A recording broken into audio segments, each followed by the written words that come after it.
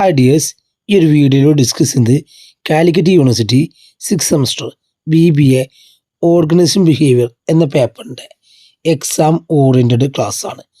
ഈ ഒരു പേപ്പർ നമ്മൾ എക്സാമിന് വേണ്ടി തയ്യാറെടുപ്പ് നടത്തുമ്പോൾ ഏതെല്ലാം ഏരിയക്കാണ് നമ്മൾ കൂടുതൽ പ്രാധാന്യം നൽകേണ്ടത്, ഏതെല്ലാം ചോദ്യങ്ങളാണ് നമുക്ക് 2 മാർക്കിന് 5 മാർക്കിന് 10 മാർക്കിന് എക്സ്പെക്റ്റ് ചെയ്യാൻ പറ്റുക എന്നതൊക്കെ ഉൾക്കൊള്ളിച്ചുകൊണ്ടുള്ള വീഡിയോ ആണ്. അപ്പോൾ എല്ലാവർക്കും പുതിയൊരു വീഡിയോയിലേക്ക് സ്വാഗതം. 5 മൊഡ്യൂളുകളാണ് OBയുടെ സിലബസിൽ വരുന്നത്. അതിൽ ഏറ്റവും കൂടുതൽ പ്രാധാന്യം നൽകേണ്ടത് 2 മൊഡ്യൂളുകളാണത്. ഒന്ന് ഇൻഡിവിജ്വൽ ബിഹേവിയറും മറ്റൊന്ന് ലീഡർഷിപ്പ് ആൻഡ് മോട്ടിവേഷനും. നമ്മൾ മുൻ വർഷങ്ങളുടെ ക്വസ്റ്റ്യൻ പേപ്പറൊക്കെ നോക്കുക വെച്ചാൽ ഈ 2 മൊഡ്യൂളിൽ നിന്നാണ് കൂടുതൽ ചോദ്യങ്ങൾ വരുന്നത്. അതുകൊണ്ട് തന്നെ എല്ലാവരും ഈ 2 മൊഡ്യൂളിന് നല്ല പ്രാധാന്യം നൽകുക. വളരെ എളുപ്പത്തിൽ പഠിക്കാൻ പറ്റുന്ന ഒരു സിമ്പിൾ പേപ്പറാണ് OB. നമ്മൾ എന്ത് ചെയ്യണം, ഇതിൻ്റെ ഏരിയ ഏതെല്ലാം ചോദ്യങ്ങളാണ് ഇവിടുന്ന് വരുന്നത്, അത് എന്താണെന്ന് കൃത്യമായിട്ട് മനസ്സിലാക്കി കഴിഞ്ഞാൽ വളരെ എളുപ്പത്തിൽ നിങ്ങൾക്ക് എന്ത് ചെയ്യാൻ പറ്റും, മാർക്ക് സ്കോർ ചെയ്യാൻ പറ്റുന്ന ഒരു പേപ്പറാണ് ഓർഗനൈസേഷൻ ബിഹേവിയർ. നമുക്ക് ഓരോ മൊഡ്യൂളിലെയും കാര്യങ്ങൾ, ഓരോ മൊഡ്യൂളിലും വരുന്ന പ്രധാനപ്പെട്ട ചോദ്യങ്ങളും കൃത്യമായിട്ട് നോക്കാം. Module 1 organisational behaviour. First module വരുന്നത് OB ഓർഗനൈസേഷൻ ബിഹേവിയറിൻ്റെ ഒരു ഇൻട്രൊഡക്ഷൻ മൊഡ്യൂളാണ്. വളരെ സിമ്പിളായൊരു മൊഡ്യൂളാണ്. ഈ ഒരു മൊഡ്യൂൾ നമ്മൾ ഫസ്റ്റ് അറിഞ്ഞിരിക്കേണ്ടത് എന്താണ് ഓർഗനൈസേഷൻ ബിഹേവിയർ, OB എന്താണ്, അതിൻ്റെ മീനിങ്ങും ഡെഫിനേഷനും ഇവിടെ കൃത്യമായിട്ട് അറിഞ്ഞിരിക്കണം. മുൻ വർഷങ്ങളുടെ യൂണിവേഴ്സിറ്റി ക്വസ്റ്റ്യൻ പേപ്പറിലൊക്കെ വളരെ അധികം തവണ റിപ്പീറ്റ് ചെയ്ത് ചോദിച്ചിട്ടുള്ള ഒരു 2 മാർക്ക് ക്വസ്റ്റ്യനാണ് define organisation behaviour. Organisation behaviour എന്ന് പറഞ്ഞാൽ behaviour of a person in the organisation എന്നുള്ള അർത്ഥമാണ്. ഒരു ഓർഗനൈസേഷനിലുള്ള വ്യക്തികളുടെ പെരുമാറ്റമാണെന്ത് organisation behaviour. Examining human behaviour in the workplace. സിമ്പിളായിട്ടുള്ള മീനിങ് ആണ് examining human behaviour in the workplace is known as organisation behaviour. പിന്നീട് ഇവിടെ അറിഞ്ഞിരിക്കേണ്ട വളരെ പ്രധാനപ്പെട്ട മറ്റൊരു ടോപ്പിക്കാണ് nature and scope of OB. 5 മാർക്കിനോ അല്ലെങ്കിൽ ആയിട്ട് തന്നെ വരാൻ സാധ്യതയുള്ള ടോപ്പിക്കാണ് nature and scope of OB. പിന്നീട് ഇവിടെ വരുന്ന ടോപ്പിക്കാണ് അസംഷൻ ഓഫ് OB. ജസ്റ്റ് പോയിന്റുകൾ മനസ്സിലാക്കുക. ദെൻ ഇമ്പോർട്ടൻസും മുൻ വർഷങ്ങളുടെ ക്വസ്റ്റ്യൻ പേപ്പറിൽ വന്നിട്ടുള്ള ചോദ്യമാണ് ഇമ്പോർട്ടൻസ് ഓഫ് OB. ഒരു 5 മാർക്ക് കണ്ടുകൊണ്ട് വായിക്കാം. പിന്നീട് ഇവിടെ അറിഞ്ഞിരിക്കേണ്ട 2 ടേമാണ്. ഒന്ന് സ്ട്രാറ്റജിക് ഓർഗനൈസേഷൻ ബിഹേവിയർ, അതായത് OBയിൽ എന്ത് അപ്ലൈ ചെയ്യാം, സ്ട്രാറ്റജീസ് അപ്ലൈ ചെയ്യാം. മറ്റൊന്നാണ് ഇൻ്റർനാഷണൽ OB. അപ്പോൾ ഇതും 2 മാർക്കിന് കണ്ടുകൊണ്ട് വായിക്കാം. അപ്പോൾ ഫസ്റ്റ് മൊഡ്യൂളിൽ മെയിനായിട്ട് 3 ടോപ്പിക്കേ പഠിക്കാനുള്ളൂ. ഒന്ന് OB എന്താണെന്നും മറ്റൊന്ന് അതിൻ്റെ നേച്ചർ ആൻഡ് സ്കോപ്പും ഇമ്പോർട്ടൻസും. ആ ഭാഗം നിർബന്ധമായിട്ടും ഫസ്റ്റ് മൊഡ്യൂളിൽ നിന്ന് പഠിക്കാം. മൊഡ്യൂൾ 2 വളരെ പ്രധാനപ്പെട്ട മൊഡ്യൂളാണ്. യൂണിവേഴ്സിറ്റി മുൻ വർഷങ്ങളുടെ ക്വസ്റ്റ്യൻ പേപ്പറൊക്കെ നോക്കുക വെച്ചാൽ ഏറ്റവും കൂടുതൽ ചോദ്യങ്ങൾ വരുന്ന ഒരു മൊഡ്യൂൾ മൊഡ്യൂൾ 2 ആണ്. ഇൻഡിവിജ്വൽ ബിഹേവിയർ ആണ് മൊഡ്യൂൾ 2. ഇവിടെ 4 ടോപ്പിക്കുകളാണ് വരുന്നത്. ആ 4 ടോപ്പിക്കും കൃത്യമായിട്ട് മനസ്സിലാക്കണം. അതിൻ്റെ മീനിങ് അറിഞ്ഞാൽ തന്നെ നിങ്ങൾക്ക് ഒരുപാട് ചോദ്യങ്ങൾ അവിടുന്ന് എഴുതാനും കഴിയും. വളരെ എളുപ്പത്തിൽ നിങ്ങൾക്ക് പരീക്ഷ പാസ്സാകാനും കഴിയും. ഇവിടെ 4 ടോപ്പിക്കിൽ ഒന്ന് വരുന്നത് ഇൻഡിവിജ്വൽ ബിഹേവിയർ ആണ്, മറ്റൊന്ന് പേഴ്സണാലിറ്റിയാണ്, മറ്റൊന്ന് പെർസെപ്ഷനാണ്, ലേണിംഗ് ആണ്. അപ്പോൾ ഈ 4 ടോപ്പിക്കിൻ്റെയും മീനിങ് എല്ലാവരും നിർബന്ധമായിട്ടും പഠിച്ചിരിക്കണം. ഇനി ഓരോന്നിലും അറിഞ്ഞിരിക്കേണ്ട കാര്യങ്ങൾ. ഇവിടെ ഇൻഡിവിജ്വൽ ബിഹേവിയർ എന്താണ്? അപ്പോൾ ഒരു ഇൻഡിവിജ്വലിൻ്റെ ഒരു സ്ഥാപനത്തിലുള്ള ബിഹേവിയർ ആണെന്ത് individual behaviour. Then factors affecting individual behaviour. അപ്പോൾ ഇൻഡിവിജ്വൽ ബിഹേവിയർ എന്താണെന്നും അതിൻ്റെ ഫാക്ടേഴ്സും നിർബന്ധമായിട്ടും പഠിച്ചിരിക്കണം. 5 മാർക്കിനോ അല്ലെങ്കിൽ ആയിട്ട് തന്നെ ആ ചോദ്യം വരാം. ദെൻ പിന്നീട് അറിഞ്ഞിരിക്കുകയാണ് പേഴ്സണാലിറ്റി. പേഴ്സണാലിറ്റി എന്താണ്, അതിൻ്റെ ബേസിക് സൈക്കോളജിക്കൽ പ്രോസസ്സ്. അവിടെ കുറച്ച് സൈക്കോളജി കാര്യങ്ങളൊക്കെ വരുന്നുണ്ട്. കൂടുതൽ വളരെ ഡെപ്തായിട്ട് ആ ഏരിയ പഠിക്കേണ്ട ആവശ്യമില്ല. ജസ്റ്റ് സൈക്കോളജിക്കൽ പ്രോസസ്സ് നോക്കാം. ഇവിടെയും ഏറ്റവും പ്രധാനപ്പെട്ട ടോപ്പിക്ക് ഡിറ്റർമിനൻസ് ഓഫ് പേഴ്സണാലിറ്റി ആണ്. പേഴ്സണാലിറ്റിൻ്റെ ഡിറ്റർമിനൻസ് 10 മാർക്ക് ആയി കണ്ടു തന്നെ പഠിക്കാം. വളരെ കൂടുതൽ തവണ ആയിട്ട് റിപ്പീറ്റ് ചെയ്തിട്ടുള്ള ചോദ്യമാണ് ഡിറ്റർമൈൻസ് ഓഫ് പേഴ്സണാലിറ്റി എന്ന ചോദ്യം. പിന്നീട് പേഴ്സണാലിറ്റി ട്രൈറ്റുകൾ, ഏതൊക്കെ പേഴ്സണാലിറ്റി ട്രൈറ്റുകൾ കൃത്യമായിട്ട് അറിഞ്ഞിരിക്കണം. അപ്പോൾ പേഴ്സണാലിറ്റി എന്താണ്, അതിൻ്റെ ബേസിക് സൈക്കോളജിക്കൽ പ്രോസസ്സ്, പിന്നെ അതുപോലെ തന്നെ ഡിറ്റർമിനൻസ്, പേഴ്സണാലിറ്റി ട്രൈറ്റ്. ദെൻ അടുത്ത് വരുന്ന ടോപ്പിക്കാണ് പെർസെപ്ഷൻ. നമ്മളൊരു കാര്യം കണ്ടിട്ട് എന്ത് ചെയ്യുക, മനസ്സിലാക്കുക, അല്ലെങ്കിൽ ഒരു കാര്യം തൊട്ടിട്ട് അത് ഇന്നതാണെന്ന് മനസ്സിലാക്കുക. അതിനെന്ത് പറയുന്നത്? പെർസെപ്ഷൻ. നമ്മൾ പെർസീവ് ചെയ്യാം, ഒരു കൺക്ലൂഷനിലേക്ക് എത്തിക്കുക. അവിടെ എന്താണ് പെർസെപ്ഷൻ? കൃത്യമായിട്ട് പെർസെപ്ഷൻ്റെ process. Then factors affecting perception. ഇവിടെ മെയിൻ ചോദ്യം ഈ ഫാക്ടേഴ്സ് അഫക്റ്റിംഗ് ആണ്. ആ കാര്യം കൃത്യമായിട്ട് മനസ്സിലാക്കുക. ദെൻ എന്താണ് ലേണിങ്ങിലെ പ്രധാനപ്പെട്ട തിയറീസുകൾ കൃത്യമായിട്ട് പഠിക്കാം. അതിൽ ഏറ്റവും പ്രധാനപ്പെട്ട ഭാഗമാണ് സോഷ്യൽ ലേണിംഗ് തിയറി. അപ്പോൾ ലേണിംഗ് എന്താണെന്നും ലേണിങ്ങിൻ്റെ തിയറീസും അതിൽ ഏറ്റവും കൂടുതൽ പ്രാധാന്യം കൊടുക്കാം. സോഷ്യൽ ലേണിംഗ് തിയറി ഒരുപാട് തവണ 5 മാർക്ക് റിപ്പീറ്റ് ചെയ്തിട്ടുള്ള ചോദ്യമാണ്. അത് കൃത്യമായിട്ട് മനസ്സിലാക്കുക. പിന്നീട് വരുന്ന ടേമാണ് ലേണിംഗ് കർവ്. 2 മാർക്കിന് വരാൻ സാധ്യത ഉണ്ട്. അപ്പോൾ സെക്കൻഡ് മൊഡ്യൂളിൽ പറഞ്ഞത് 4 ഏരിയകളാണ്. 4 ഏരിയകളും കൃത്യമായിട്ട് പഠിക്കാം. ഇൻഡിവിജ്വൽ ബിഹേവിയർ എന്താണ്, അവിടെ ഫാക്ടേഴ്സ്. പേഴ്സണാലിറ്റി എന്താണ്, അതിൻ്റെ ഡിറ്റർമിനൻസ് മെയിനായിട്ട്. പെർസെപ്ഷൻ എന്താണ്, അതിൻ്റെ ഫാക്ടേഴ്സ്. ലേണിങ്ങും ലേണിംഗ് തിയറീസും, അതിൽ മെയിനായിട്ട് social learning theory. Module 3 group. വളരെ എളുപ്പത്തിൽ പഠിക്കാൻ പറ്റുന്നൊരു മൊഡ്യൂളാണ്. ഈ ഒരു മൊഡ്യൂളിൽ പ്രധാനമായിട്ടും 2 ഏരിയകളാണ്. ഒരു ഏരിയ ഗ്രൂപ്പ് എന്താണെന്നും മറ്റൊരു ഏരിയ ടീം വർക്ക് അതുമായി ബന്ധപ്പെട്ടതുമാണ്. ഗ്രൂപ്പ് എന്ന് പറഞ്ഞാൽ 2 അതിൽ കൂടുതലോ ആൾക്കാർ ഒരുമിച്ച് കൂടിയിട്ട് ഒരു കോമൺ ലക്ഷ്യം നിർവഹിക്കാം. 2 or more people join together to achieve a common goal. എല്ലാവർക്കും അറിയണം, നമുക്ക് ഒരുപാട് ഗ്രൂപ്പുകളുണ്ട് അല്ലേ? വർക്ക് ചെയ്യുന്നിടത്ത് ഗ്രൂപ്പ് ഉണ്ടായിരിക്കും, നിങ്ങൾ പഠിക്കുന്നിടത്ത് നിങ്ങളുടെ സ്റ്റുഡൻസിൻ്റെ ഗ്രൂപ്പ് ഉണ്ടായിരിക്കും, അങ്ങനെ പല ഗ്രൂപ്പുകളുണ്ട്. അങ്ങനെ ഒരു സ്ഥാപനത്തിലുള്ള വർക്കേഴ്സിൻ്റെ ഗ്രൂപ്പിനെയാണ് ഇവിടെ സൂചിപ്പിക്കുന്നത്. അപ്പോൾ എന്താണ് ഗ്രൂപ്പും അതിൻ്റെ ഫീച്ചേഴ്സും കൃത്യമായിട്ട് മനസ്സിലാക്കാം.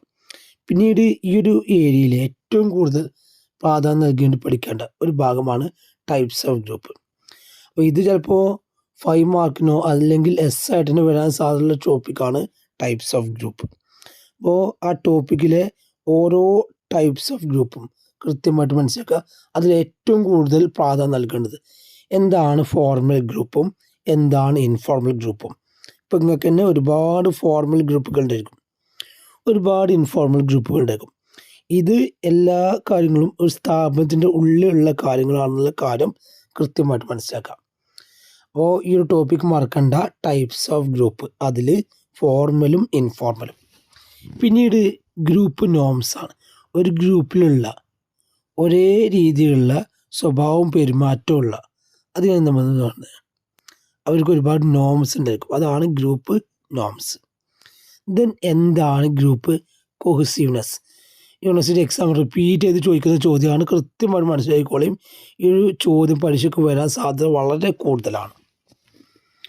ഗ്രൂപ്പ് കോഹസീവ്നെസ് എന്ന് പറഞ്ഞാൽ നമുക്ക് സ്ട്രോങ് അറ്റാച്ച്മെൻറ്റ് ചില ഗ്രൂപ്പിലാണെന്നുണ്ടായിരിക്കും, നമുക്കൊരു സ്ട്രോങ് ആയിട്ടുള്ള അറ്റാച്ച്മെൻറ്റ്. അപ്പോൾ strong attachment of a people towards particular group, അതാണത് ഗ്രൂപ്പ് കോഹസീവ്നെസ്. ദെൻ അപ്പോൾ ഫസ്റ്റ് ടോപ്പിക്ക് ഞാൻ പറഞ്ഞു ഗ്രൂപ്പാണ്. അപ്പോൾ ഗ്രൂപ്പിൽ അറിഞ്ഞിരിക്കേണ്ടത് എന്താണ് ഗ്രൂപ്പ്, അതിൻ്റെ ഫീച്ചേഴ്സ്, ടൈപ്സ്, അതിൽ മെയിനായിട്ട് ഫോർമലും ഇൻഫോർമലും. ദെൻ എന്താണ് ഗ്രൂപ്പ് നോംസ്, എന്താണ് ഗ്രൂപ്പ് കോഹസീവ്നെസ്. പിന്നീട് വരുന്ന ഭാഗമാണ് ടീം വർക്ക്. അപ്പോൾ എന്താണ് ടീം വർക്ക്? അപ്പോൾ ഗ്രൂപ്പും ടീം വർക്കും തമ്മിൽ വലിയ മാറ്റമൊന്നുമില്ല, ജസ്റ്റ് ആ ടേം ജസ്റ്റ് മനസ്സിലാക്കി തന്നെ നിങ്ങൾക്ക് എല്ലാവർക്കും അറിയണതാണ് ടീം വർക്ക് എന്താണൊക്കെ. അപ്പോൾ ഇതിൻ്റെ ടൈപ്സും കൃത്യമായിട്ട് മനസ്സിലാക്കുക. ടീം ബിൽഡിങ് എന്താണ് മനസ്സിലാക്കുക. അതുപോലെ ടീം റോൾ എന്താണ്, ടീം നോംസും ടീം കോസീനസും. അപ്പോൾ ടീം വർക്കൊക്കെ ജസ്റ്റ് മനസ്സിലാക്കിയാൽ മതി. ഏറ്റവും കൂടുതൽ പ്രാധാന്യം കൊടുക്കേണ്ടത് ഗ്രൂപ്പിനാണ്. ഇനി അടുത്ത മൊഡ്യൂൾ 4. അപ്പോൾ മറ്റൊരു പ്രധാനപ്പെട്ട മൊഡ്യൂളാണ് മൊഡ്യൂൾ 4, മോട്ടിവേഷൻ ആൻഡ് ലീഡർഷിപ്പാണ്. ഇവിടെ 2 ഏരിയകളാണ് വരുന്നത്. ഒരു ഭാഗം മോട്ടിവേഷൻ്റെ ഭാഗം, മറ്റൊരു ഭാഗം ലീഡർഷിപ്പിൻ്റെ ഭാഗം. ഒരുപാട് ചോദ്യങ്ങൾ ഈ ഒരു മൊഡ്യൂളിൽ നിന്ന് വരാറുണ്ട്. ഏറ്റവും കൂടുതൽ പ്രാധാന്യം നൽകി പഠിക്കേണ്ട ഒരു മൊഡ്യൂളാണ്. അപ്പോൾ ഫസ്റ്റ് ഇവിടെ അറിഞ്ഞിരിക്കുന്നത് എന്താണ് മോട്ടിവേഷൻ.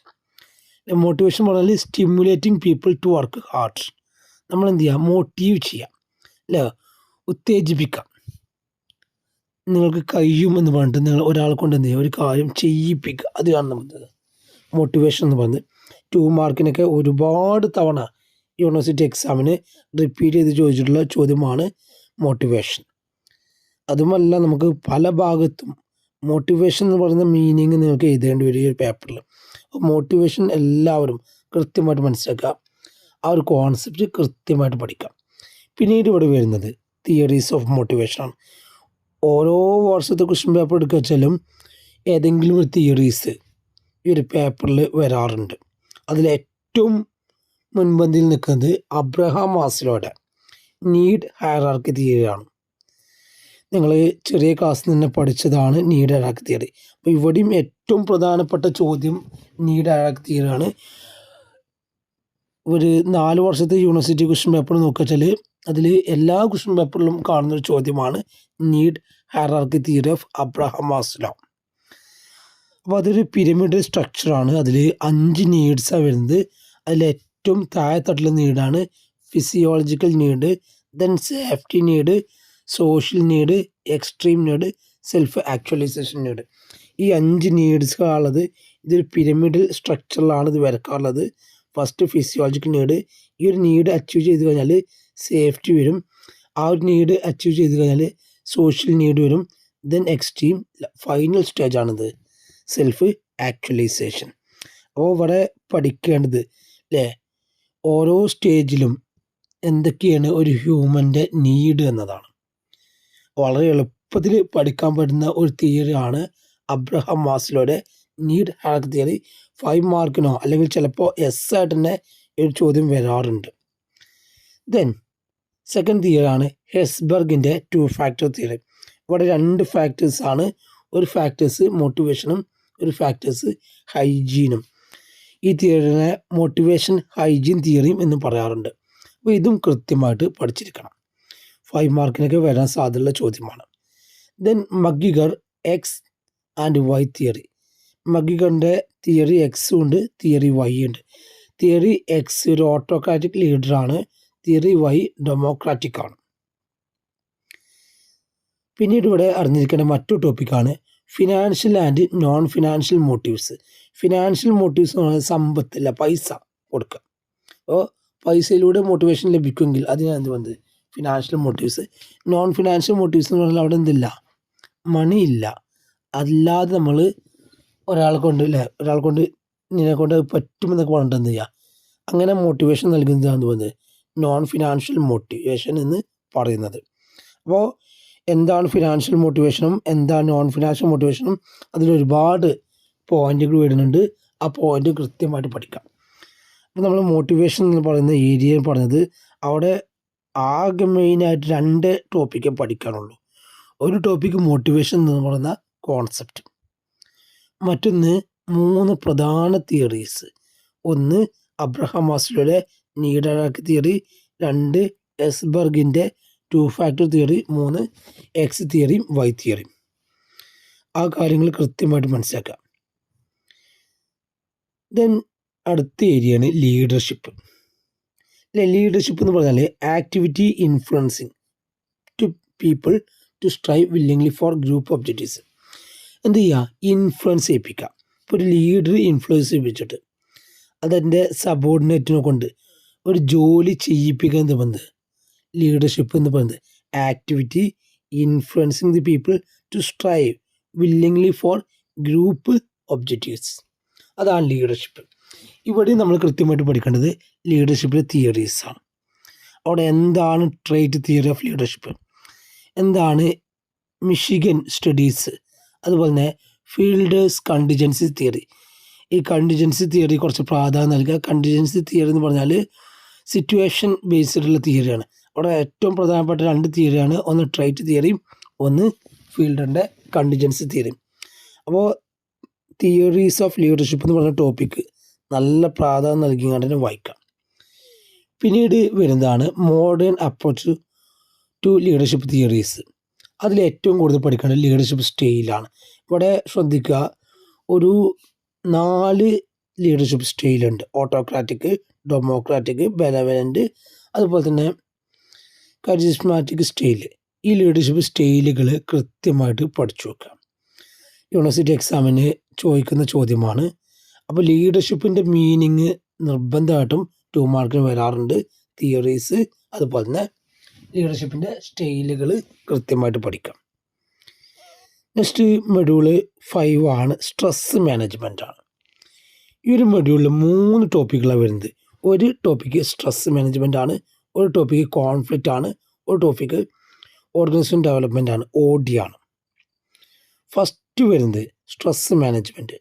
നമുക്ക് സമ്മർദ്ദങ്ങൾ ഉണ്ടായിരിക്കില്ലേ, ആ സമ്മർദ്ദങ്ങൾ റെഡ്യൂസ് ചെയ്യുക, അതാണ് സ്ട്രെസ് മാനേജ്മെൻറ്റ്. അപ്പോൾ ഈ ഒരു ടേം തന്നെയാണ് ഇവിടെ ഏറ്റവും കൂടുതൽ പ്രാധാന്യം നൽകേണ്ടത്. 2 മാർക്കിന് വരാൻ സാധ്യത ഉണ്ട്. ദെൻ ഏതൊക്കെ types of stress, then causes of stress, consequences. അപ്പോൾ ഈ ഒരു ഭാഗത്തെ ഏറ്റവും പ്രധാനപ്പെട്ട ടോപ്പിക് ഇതാണ് പലവട്ടം യൂണിവേഴ്സിറ്റി എക്സാമിൽ റിപ്പീറ്റ് ചെയ്ത്.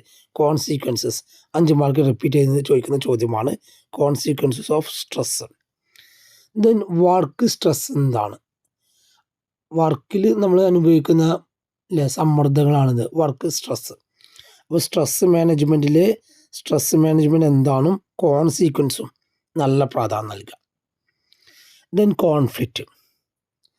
എന്താണ് കോൺഫ്ലിക്റ്റ്? തർക്കം, 2 ആൾക്കാർ തമ്മിലുള്ള പ്രശ്നമാണിത് കോൺഫ്ലിക്റ്റ്. അത് എംപ്ലോയീസും മാനേജ്മെൻറ്റും ആവാം, അല്ലെങ്കിൽ മാനേജ്മെൻറ്റും മറ്റു ഏതെങ്കിലും ഡിപ്പാർട്ട്മെൻറ്റ് ഹെഡുകളാവാം. അങ്ങനെ അവർ തമ്മിലുള്ള തർക്കം. ദെൻ ടൈപ്സ് ഓഫ് കോൺഫ്ലിക്റ്റ് 5 മാർക്കിനൊക്കെ വരാൻ സാധ്യതയുള്ള ടോപ്പിക്കാണ്, നല്ല രീതിയിൽ പ്രാധാന്യം നൽകുക. ദെൻ കോൺഫ്ലിക്റ്റ് റെസൊല്യൂഷന് എന്താണെന്നും കൂടി മനസ്സിലാക്കാം. അപ്പോൾ കോൺഫ്ലിക്റ്റ് എന്താണ്, അതിൻ്റെ ടൈപ്സ് നല്ല രീതിയിൽ പഠിക്കാം. ദെൻ OD ഓർഗനൈസേഷൻ ഡെവലപ്മെൻറ്റ്, അതിൻ്റെ meaning, needs, benefit, limitation, steps of organisation development. ഇത്രയും ഭാഗമാണ് അതിൽ വരുന്നത്. അത്രയും ഭാഗങ്ങൾ മനസ്സിലാക്കുക. ഒരു ചോദ്യം ഈ ഭാഗത്തുനിന്നുണ്ടായിരിക്കും. അപ്പോൾ ഈ ഒരു 3 ഏരിയയിൽ നിന്നും ചോദ്യം ഉണ്ടായിരിക്കും. സ്ട്രെസ് മാനേജ്മെൻറ്റ് ചോദ്യം ഉണ്ടായിരിക്കും, കോൺഫ്ലിക്റ്റിൽ നിന്ന് ചോദ്യം ഉണ്ടായിരിക്കും, ഓർഗനൈസേഷൻ ഡെവലപ്മെൻറ്റിൽ നിന്നും ചോദ്യം ഉണ്ടായിരിക്കും. വളരെ പ്രധാനപ്പെട്ട മൊഡ്യൂൾ തന്നെയാണ്. വളരെ 3 ടോപ്പിക്ക് മാത്രമേ നമുക്ക് എന്തുള്ളൂ ഈ ഒരു മൊഡ്യൂളിൽ പഠിക്കാനുള്ളൂ. ആ കാര്യങ്ങൾ കൃത്യമായിട്ട് മനസ്സിലാക്കുക. Okay, thank you.